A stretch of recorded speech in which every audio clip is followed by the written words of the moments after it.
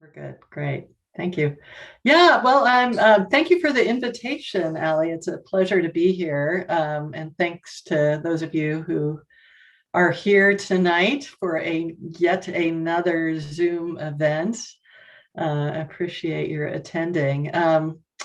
This topic might seem totally unrelated to what the Putah Creek Council is all about, but I hope by the end you'll see some relevance. And as I tell my students, transportation is really at the center of everything. And so the decisions we're making about our transportation system have all kinds of direct and indirect effects on our lives and on the environment. And I'll talk some about all of that. So my work has largely focused on this question of how do we reduce car dependence for reasons I'll talk about in a minute. But it is an interesting time to be doing this work because over the last year to year and a half, 15 months more precisely, we've had a very good lesson in what the benefits of reducing our dependence on driving would be. So when the COVID shutdowns happened, March of 2020, we saw all kinds of good things happen, like the elimination of congestion, at least for a while.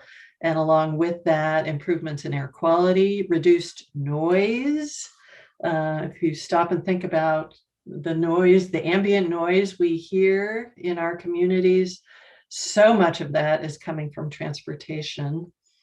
Along with the decrease in driving, of course, were reduced crashes, injuries, and fatalities. Wildlife roamed a lot more freely. We thought about reusing our streets in new kinds of ways for other kinds of purposes other than just moving and storing cars, and that was a pretty wonderful thing. And of course, we had some, at least temporary, reduction in greenhouse gas emissions, along with a lot of other transportation-related benefits.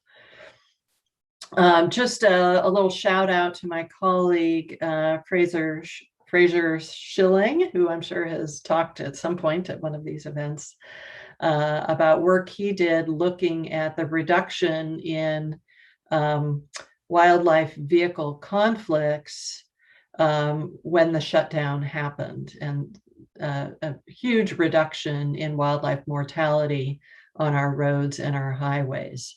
So there's a nice connection between transportation and wildlife.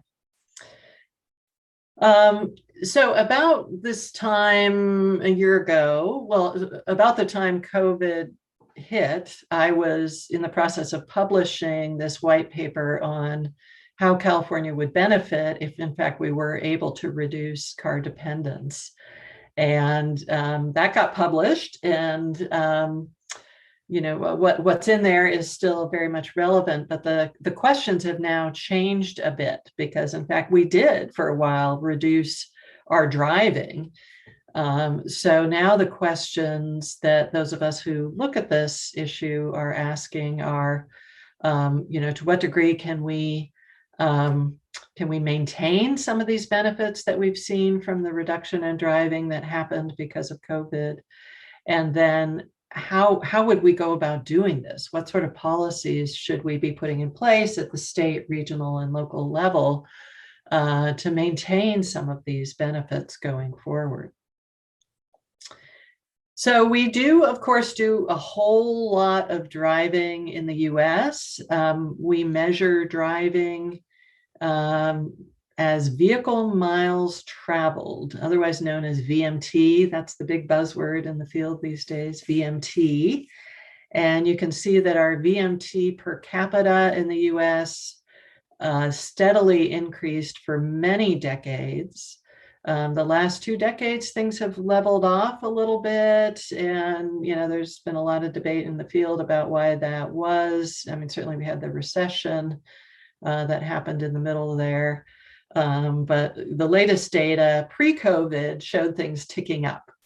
So for a moment in time, it looked like maybe our car dependence issue was solving itself, but then it wasn't. And now the big question is what's going to happen post-COVID? And I'll get back to that at the very end. I'm going to, for a little bit, kind of pretend that we're back pre-COVID in terms of thinking about our transportation policy. So one of the big reasons we focus on this question about car dependence and reducing driving is because California has policy about reducing greenhouse gas emissions. So this goes back to Assembly Bill 32, signed into law by Governor Schwarzenegger back in 2006, which put in place very ambitious targets for reducing greenhouse gas emissions. And because transportation is one of the biggest sources of greenhouse gas emissions, especially in California, there's been a lot of emphasis on how do we reduce greenhouse gas emissions from transportation. And while shifting to electric vehicles will get us a lot of the way there, as well as thinking about other zero emission technologies, it is pretty clear from all of the analysis that's been done that that's not going to be enough, that technology is not going to solve all of our problems. So we also have official state policy about reducing driving, reducing vehicle miles of travel. Senate Bill 375, which was signed into law in 2008, led to the setting of targets for all of the metropolitan regions in the state about reductions in per capita vehicle miles of travel. And, when vehicle miles of travel per capita have been going steadily up or at best leveling off in recent years, to talk about a reduction in how much people are driving is pretty darn ambitious. So, there's a big question about how we would achieve this. And that's what a lot of my work has focused on. So the reasons, why we want to do this, it's about reducing greenhouse gas emissions, but we get a lot of other benefits if we can succeed.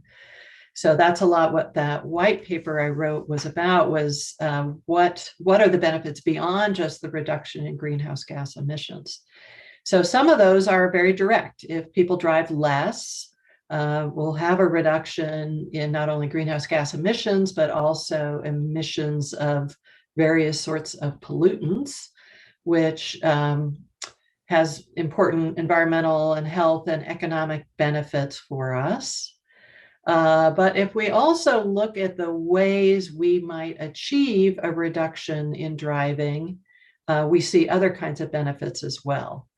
So if one way we get people to drive less is by getting them to walk and bike more, that itself brings about health and economic benefits, in addition to those that we get from having people drive less. And then if we change our built environment as a way to get people to drive less and as a way to get people to walk and bike more, not only will we get the benefits of people driving less and people walking and biking more, but we get some direct benefits from those changes to the built environment as well, where if we have communities that are sort of more efficient and housing may be more affordable and people can live closer to work, there are all kinds of benefits we can get from those changes to the built environment, regardless of their impact on our travel. So lots of reasons to think about reducing how much people drive, although of course that is a very hard thing to talk about because we do a lot of driving, and for many of us it feels like a complete necessity. Like, how could we even talk about driving less? So I'm going to come back to that a little bit later. Another way to think about the benefits is that, of course, if each of us as an individual can go about our daily lives with less driving, there are personal benefits to us. And I'll share some of those on the coming slide. But there are also community benefits to everyone, even those who aren't driving any less than they were before. So another way to think about these benefits is what are the benefits to individuals, but also what are the benefits that everybody in society gets from a reduction in driving. So benefits to individuals and households, of course, include things like reduced financial burden. We spend a heck of a lot of money on transportation, on driving in particular, on owning and operating a car. If we're driving less, that's good for our health. The act of driving is itself bad for our health. Driving can be very stressful, and that's a health issue. Driving is a sedentary activity, and sedentary activities are not so good for our health. And if we're not driving, if we're getting around by other means, we're almost certainly getting more physical activity than when we're driving. We could be walking or biking places, but even if we're taking transit, that is more physically active than driving, because you're probably walking a longer distance to and from the transit stop. And then also improved access to opportunities. If we can provide other ways for people to get around other than driving, that opens up some new kinds of opportunities for people. And then, of course, the community benefits to all. If we get people to drive less, we can have a more efficient system. Simply the fact that cars take up so much space per person that they carry is a very inefficient thing. And along with that, of course, is very inefficient energy consumption. And then, of course, this is all related to economic sustainability, certainly environmental sustainability, not just emissions, but if you start to think about all of that pavement that goes into our roadway system and into parking. I'll talk about parking a little bit later. Just that, what we call impervious cover. Pavement is impervious cover. That has huge environmental impacts, including on water quality. So again, going back to the creek, the more pavement we have, the more runoff we have from the pavement, that does serious damage to water quality in creeks and other waterways. And then all of this adds up to implications for public health as well as social equity. Okay, so lots of reasons why we want to reduce how much people are driving. And of course, the trick is to reduce how much people drive without reducing their quality of life, right? So the trick is, how do you make it possible for people to get around other ways? So now we need to talk about how to do it. And I use this image because I'm a huge Wayne Thiebaud fan. But you can interpret this as, this is my academic pie in the sky answer to how do we do it? Or sometimes I think of this as, it really is easy as pie to do it. We just have to have the political will to make it happen. So I have three simple steps to get this done. The first step is to make it possible to drive less. I think a lot of us feel like we really, in many situations, don't have any choice but to drive. Davis is a little different because we've done some really good planning in Davis in terms of our land use planning to make sure that every neighborhood in Davis has some commercial activity, so people are within a reasonable biking distance of a store or a burrito shop. We've also done a good job on connectivity, thinking about how we connect people from their homes to the places they might want to go. And not only have we provided connectivity for cars, we've provided really fabulous connectivity for pedestrians and bicyclists. So that helps to make it possible to drive less. And then, of course, also investing in alternative modes, transit in particular, but of course also bicycling kinds of facilities. And, we could add to that newer options like bike sharing systems, like the jump bike system that we had in Davis, and hopefully we'll get again one of these days. So if we do all of these things, which is all about our land use policies and our choices about transportation investments, we could make it possible for people to drive less. It doesn't mean that people are necessarily going to do it, but it becomes a possibility. And so this is a really important first step. We can't ask people to drive less if it's not possible, right? So this is a necessary but not sufficient condition for getting people to drive less. Okay, and then just a little bit about, some of the things going on in this, around this question about how, in fact, do we make it possible to drive less? There's a lot of talk these days about this idea of upzoning, and maybe you've seen some of this, in the news or, whatever news feeds you get. But this idea of upzoning, that we need to be thinking about increasing our density of development, for one thing, so that we're not spreading out farther, which again has really significant environmental impacts. Instead of growing outward, we need to think more about growing upward.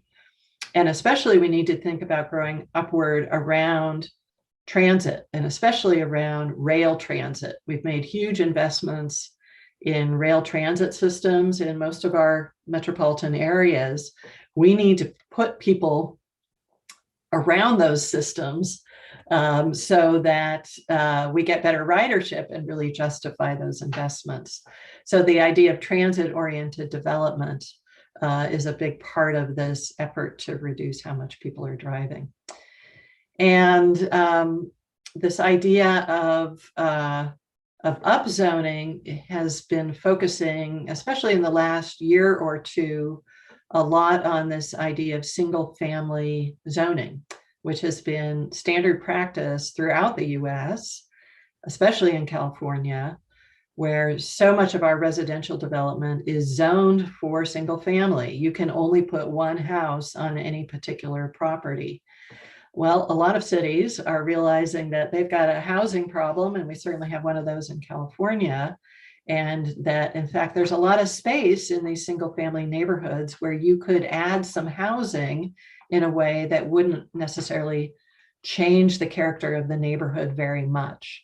So Minneapolis was the first city to do this, where they changed their zoning so that in these traditionally single family areas, you can now put 3 residential units on that property. Oregon has done this statewide, and now lots of cities in California are talking about this. And in fact, Sacramento may be the first city to officially do this in California. So we will see. Okay, so we got to make it possible to drive less. But related to this is that we've got to help people see how they could drive less. We have to change not only the reality, but also the perception of the reality. And so there are a couple of things we need to think about. One is simply providing information to people about what are those options. If you wanted to take transit down to San Francisco, how does that work? How do you get on the train in Davis and make it to the Embarcadero in San Francisco? This is getting a whole lot easier with smartphones, and Google Maps makes that really easy now. It wasn't that many years ago that it was really hard to figure that out, because we have such a disconnected transit system, and you'd have to go check all these different websites, or heaven forbid, printed schedules to figure out how you would do a transit trip. So having good information about the options that are available is really important. And then education as well, helping people feel comfortable using these different options. So there are adult biking classes A lot of adults that maybe they biked as kids, but they haven't biked in a whole long time, and they just need some help feeling comfortable again, especially biking as a mode of transportation where they may be interacting with cars. How does that work? What are the rules of the road and all of that? And there's been a special focus on women and trying to get women to use bicycling as a mode of transportation because they do it much less than men. Although actually in Davis, we're about 40% of cyclists in Davis that you see on the street in Davis are women, which is really high for the US. And is actually a sign of how good the biking conditions are in Davis. But transit classes as well. And so some transit agencies have run sort of training classes for older people who want to use the transit system, but again, maybe haven't done it in a really long time. And, it can be hard to figure out, again, where do you pick up the bus and where do you get off and do you have to make a transfer and all of that. So there's some simple things we can do to help people see how they can take advantage of the opportunities that we provide them. So that's a corollary to step one. And then step two is we've got to make people want to drive less. Okay, you make it possible, you help them see how they could do it. Now we've got to make people want to do it. And you can use the carrot or the stick, right? We've got two different approaches to this. So the stick would be to make it harder to drive. This is something that's been done in lots of other parts of the world to a much greater degree than it's been done in the US. One thing you can do is price driving, give driving a higher price, which could be as simple as increasing the gas tax, which we did a few years back. But there are sort of more sophisticated or targeted ways to do pricing as well, like London's congestion pricing system. And I think my next slide is going to give you a little more detail about that. But another thing that's been done in a lot of parts of the world is to restrict cars from certain parts of the city as a way to encourage the use of transit or biking or walking, but also just to make nicer environments, right? I mean, a downtown without cars is a whole lot nicer than one with cars.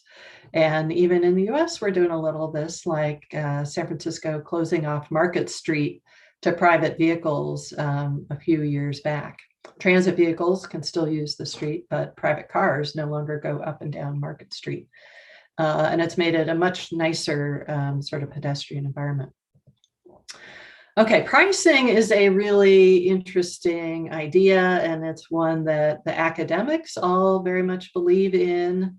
If we really want to reduce how much people are driving, and if we want to reduce congestion, this is how you do it, is that you price transportation. You make it expensive to do the driving that we don't want people to do.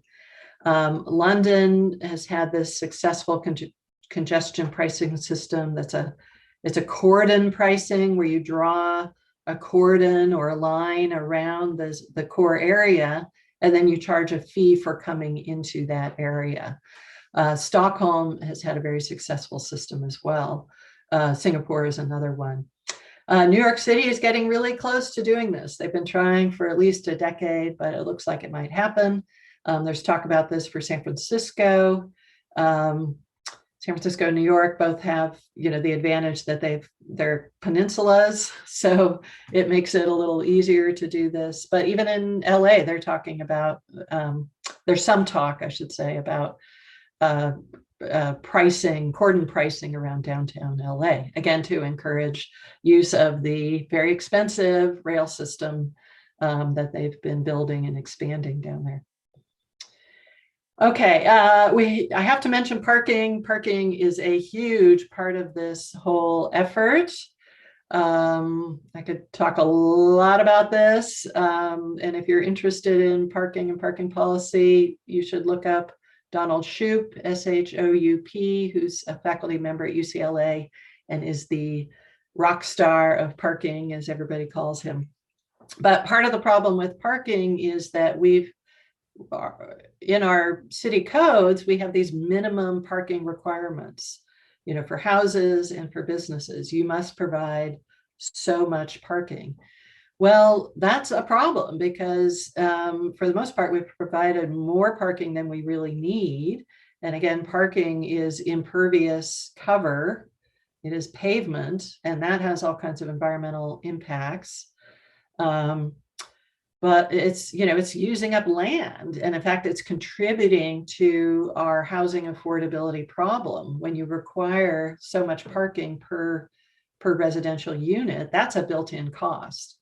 So there have been efforts in the state legislature to roll this back and to do away with these minimum parking requirements, which doesn't mean we wouldn't have parking. It's just the parking would be decided by the market, and we wouldn't be requiring this excessive amount of parking the way we have been.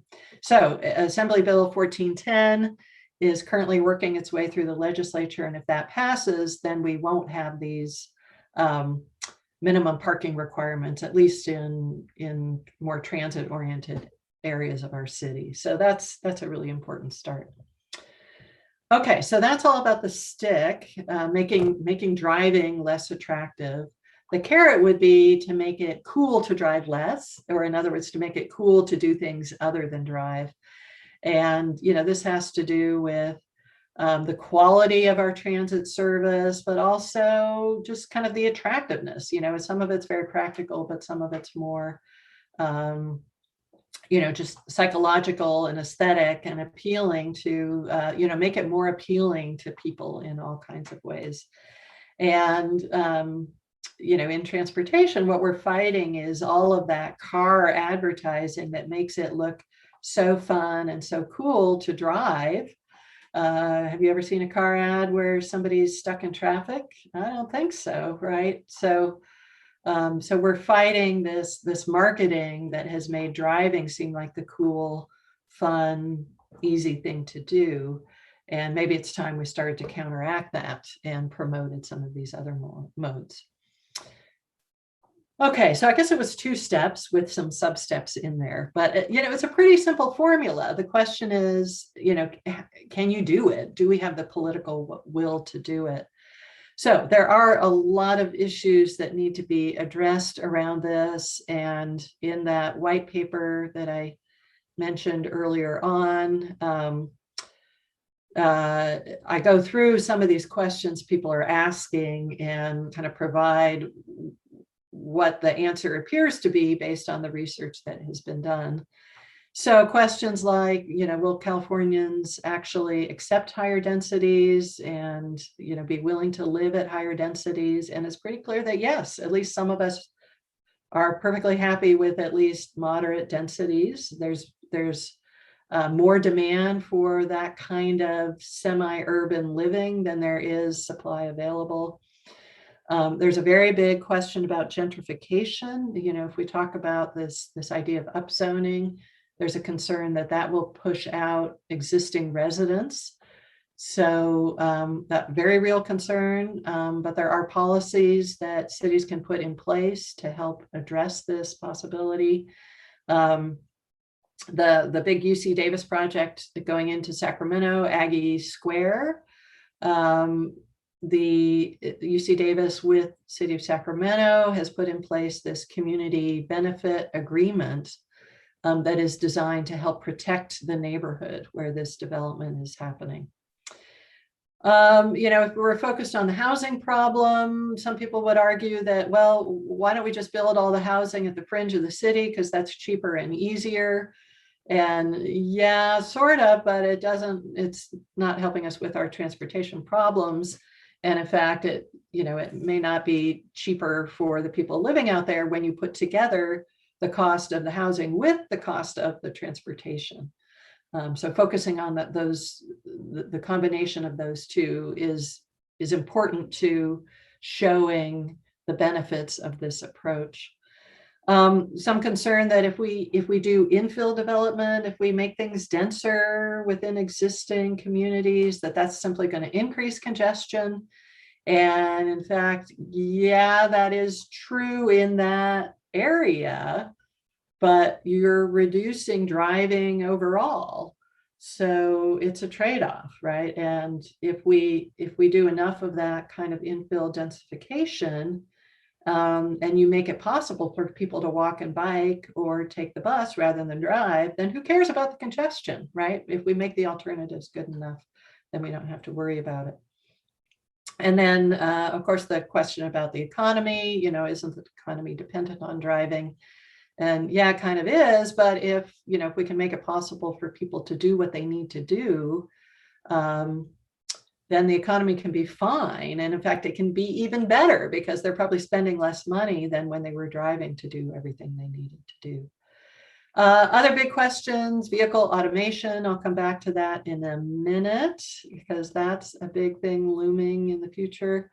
Some concern that if we're encouraging all this walking and biking, doesn't that just mean more injuries and fatalities? And yes, that's a concern, but we also have research that shows that the more walking and biking we have, the safer it gets. So we can do it. We can do it in a safe way. Electric scooters, they've kind of disappeared for COVID, but they're on their way back. That's a whole nother story we can talk about if you're interested. And then another really big issue, maybe the most challenging of all, is what about rural areas where we don't have enough population density to make transit viable? How can we reduce car dependence in those areas? And I don't think anybody has a really good answer to that yet. So what this comes down to is that we need a shift in thinking, is how I think about it. That the old way, what we were doing in the transportation field was focusing all our efforts on making it easier to drive. And that's really been embedded in our professional practice. What we're talking about here is a new way to think about the goal of transportation, our transportation policy, which is to make it easier to not drive, to give people that choice. So it's really a paradigm shift, and it's in progress. We will see if we get there. I say at this point, we're maybe halfway there, that we are, in fact, doing a whole lot of work to make it easier to not drive, like thinking about the investments we're making in transit. To some degree in the Sacramento region, a lot in the Bay Area, a lot in other cities as well. But the halfway part is that at the same time that we're trying to make it easier to not drive, we're still trying to make it easier to drive at the same time. So this example in Marin just, I think, epitomizes this problem where all this money was put into the SMART train that links Sonoma County to Marin and ultimately to the ferry, the Larkspur Ferry. So we put all this money into that rail system, but we're also putting money into widening 101, perfectly parallel to where the train is going. So to me, that just doesn't make a whole lot of sense. The easier you make it to drive, the less incentive there is for people to do something else. So if we really are serious about reducing how much people drive, whether it's for environmental reasons or social reasons or economic reasons or any of the other reasons I talked about, we've really got to give up this attachment to widening highways. I think we're making progress in that direction, especially in the past few months. There's been a lot of talk about, even taking out freeways. In LA, a few years back, Caltrans widened I-405 through Sepulveda Pass, linking San Fernando Valley to Santa Monica area. The Carmageddon, I don't know if you remember that, but they had to close down the freeway for a long weekend to finish off the project, all of that. Well, now they're talking about rail through that same corridor. So no more freeway widening. They've recognized that that's just not possible or not going to work. So now they're talking about rail. Although, too bad that we didn't do the rail rather than the Carmageddon, a few years back. And then there's what's going on in our region, and lots of talk about what's going to happen on I-80. And I personally am rather discouraged that we are, in fact, talking about a widening there.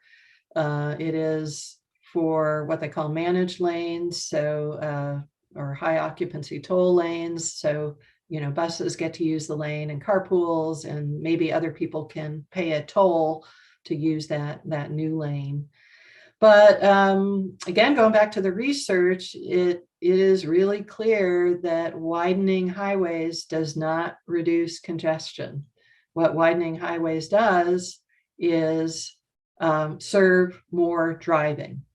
So we did a summary of this research a few years back, which has now been incorporated into a tool that's going to get used to look at what is the increase in driving that occurs when you add capacity to the freeway system. And it's a pretty much a one-to-one thing. If you add 10% capacity to the capacity, after 5 to 10 years, you've got a 10% increase in the driving. So we're really kind of spinning our wheels on this congestion thing. And I think if you really think about it and think about all of these improvements to the highway system we've been making for many decades now, has congestion ever gotten better? Only temporarily. In the long run, what we've ended up with is a whole lot more driving and congestion that's just as bad, if not worse. All right, big question about autonomous vehicles, self-driving cars. I have colleagues at the Institute of Transportation Studies who focus a lot on this. My own work is not so much in this area, but this really scares me. Because talking about making it easier to drive, it's a whole lot easier to drive if you don't actually have to drive and you can just sit in the car. So huge potential for increases in driving and impacts on our land development patterns, because if it becomes easier to drive, people are willing to live farther away from work and all of that. So I just always like to remind people there's going driverless. There's one way to do that, and then there's another way to do that. And I hope we will remember that second way of doing that. Okay, and then again, just pointing to some work by some of my colleagues. How do we know what impact autonomous vehicles are going to have on people's choices about driving? It's hard to know until we have them. So there was this really cool study that my colleagues did where, how would you simulate having an autonomous vehicle if we don't yet have the technology? Well, what they did was give people drivers, and the drivers, the people participating in the study had a driver, and they didn't have to drive the car themselves. The driver would drive the car. They could even send the driver out to pick up the ice cream if they didn't want to drive there themselves. So, it's obviously not a perfect experiment, but it's one way you can get some sense of what would happen. And of course, what did people do? They drove a whole lot more when they had a driver doing the driving than when they were doing the driving. So I think there's a real issue with what's going to happen. And my colleagues are working on, what kind of policies do we need to put in place to make sure that autonomous vehicles are good for society rather than not so good for society. Okay, now we need to get back to the elephant in the room, or on the car, if you will. All of what I was just talking about was kind of my way of thinking about it absent of COVID, but what about now, given what's happened in the last 15 months? So of course, one thing that happened was that driving went way down.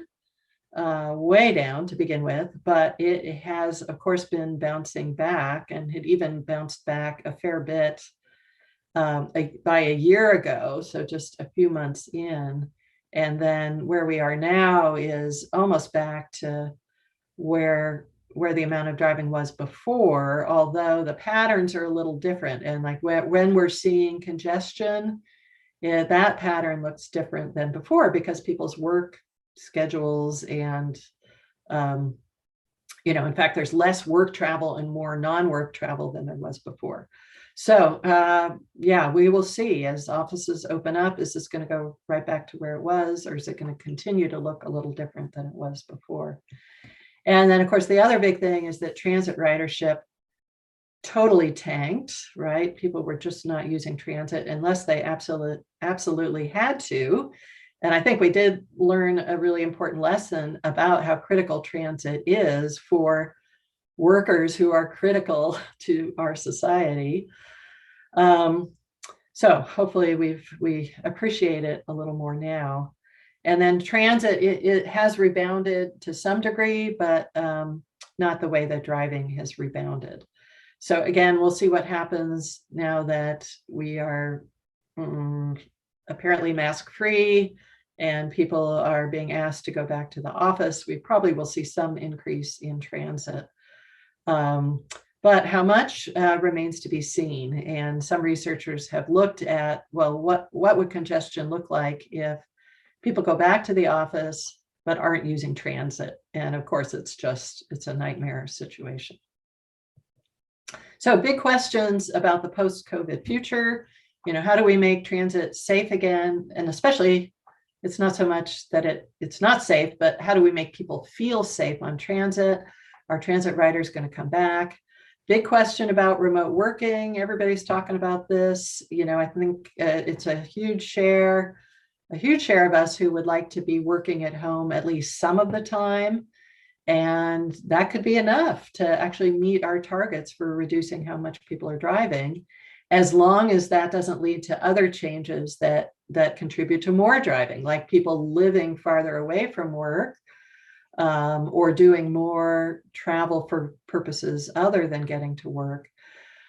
Online shopping has gone up. It's only accelerated under COVID, and that can be okay for transportation. But if we're doing same day deliveries or even next day deliveries, it's not such a great thing.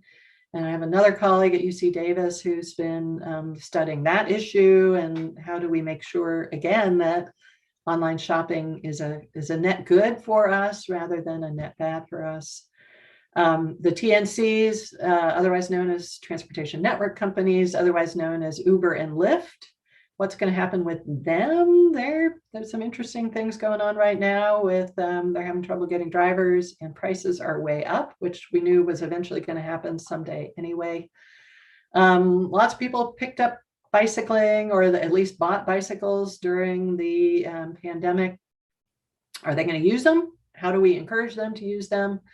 Are people going to want to live farther away from cities and not feel so comfortable with crowds anymore? There was a lot of talk about that early on. I think we're seeing that that's probably not going to happen so much. And, ultimately, there is the risk that following COVID, cars become yet even more important to daily life. But I hope not. I'm feeling more hopeful than I was maybe a year ago about where all of this is going.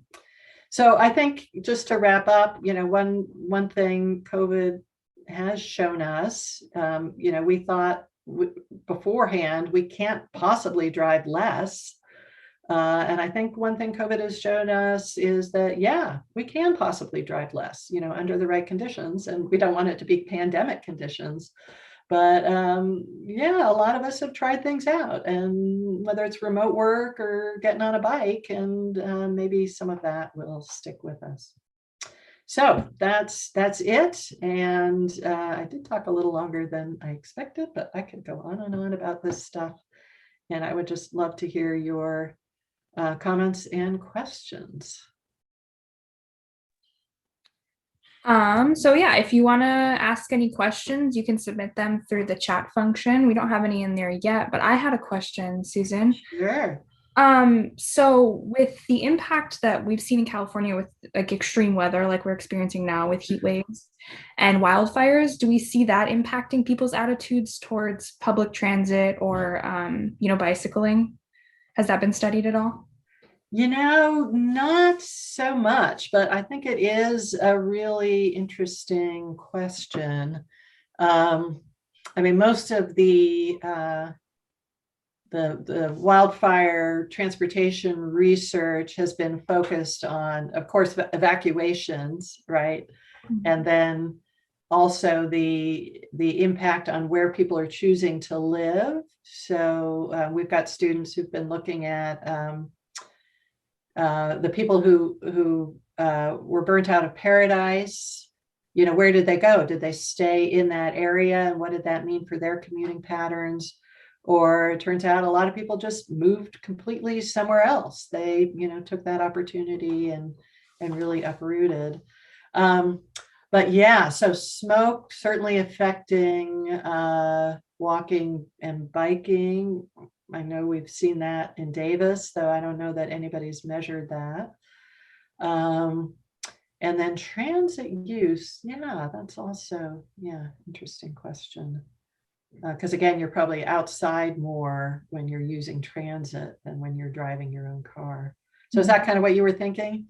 Yeah. Yeah. Yeah. And then, of course, the urban planner in me says, of course, we've really got to be thinking about our land use policies around that as well, and where we're allowing development to happen and what kind of development we're allowing to happen where. And I think some of the same, if we were doing better on that score with respect to land development and wildfires, that would also be good for our efforts to reduce driving. Because probably it means more compact development in some of the existing urban areas that are not so susceptible to wildfires. Awesome. Yeah. Well, I haven't seen any questions in the chat, but I do have another question, so I'll ask that. Sure. In the autonomous vehicle sort of problem, if they're electric, would that help from an emission standpoint, or are we just kind of not, because would it just cause more people to be on the road that, if it's giving, I don't know. What do you think about that? Yes, we definitely want them to be electric. That helps a lot. And we at Institute of Transportation Studies at UC Davis, we have a program called the Three Revolutions.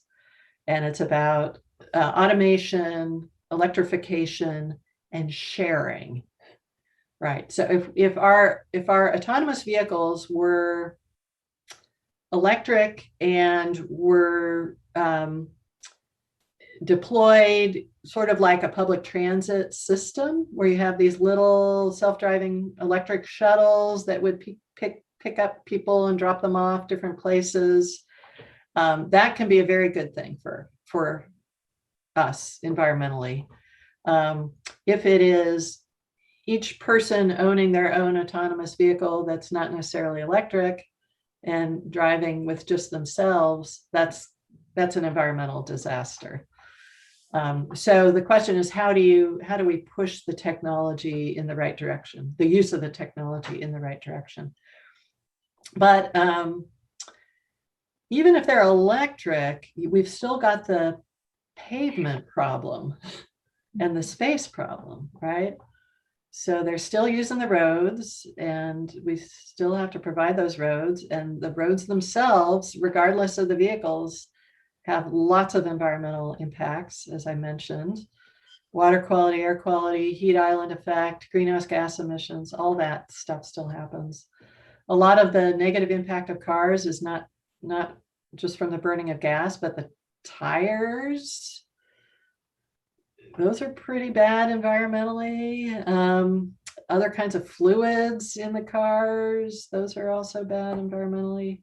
The cars themselves, so it goes on and on. And electric vehicles, I mean, they're not environmentally perfect either, right? So yeah, we still need to reduce driving, in my opinion. I agree.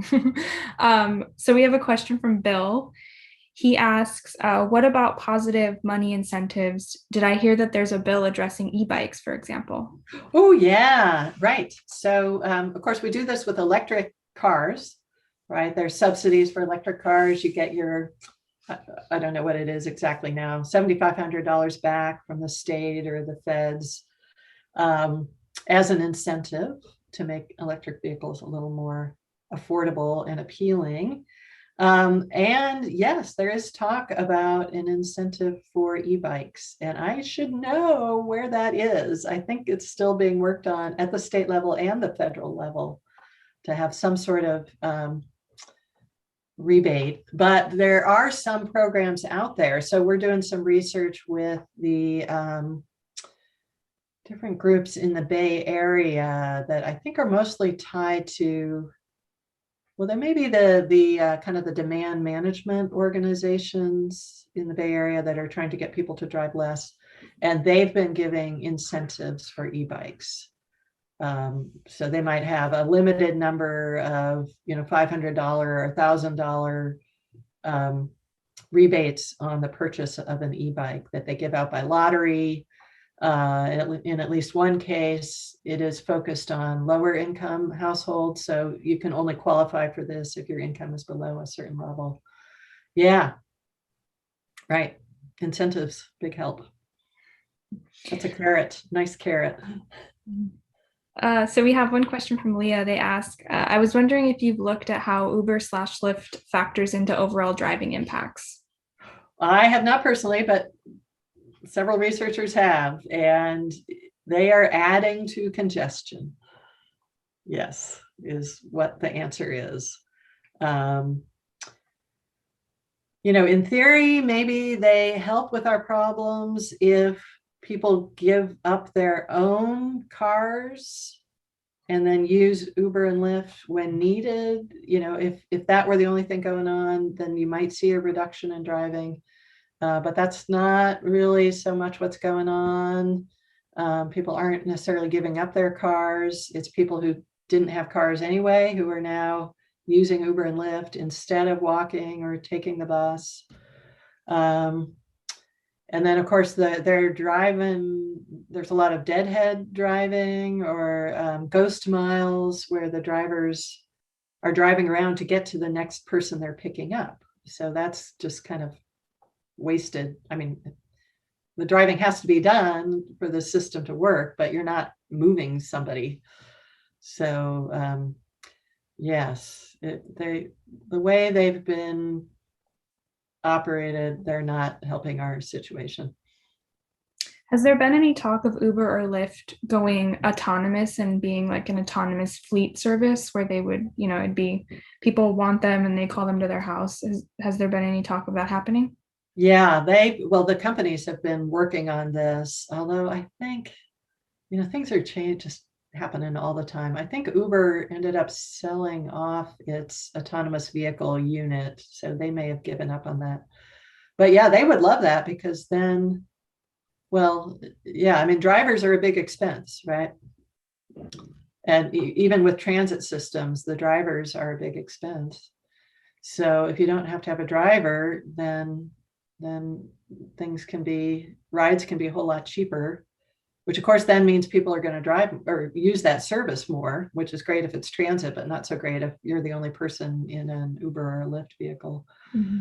But then, of course, there are all kinds of labor issues along with that too. Like, do these would have been, well, maybe not always great, but the transit jobs are pretty good jobs. And if suddenly everything's self-driving, then those jobs go away.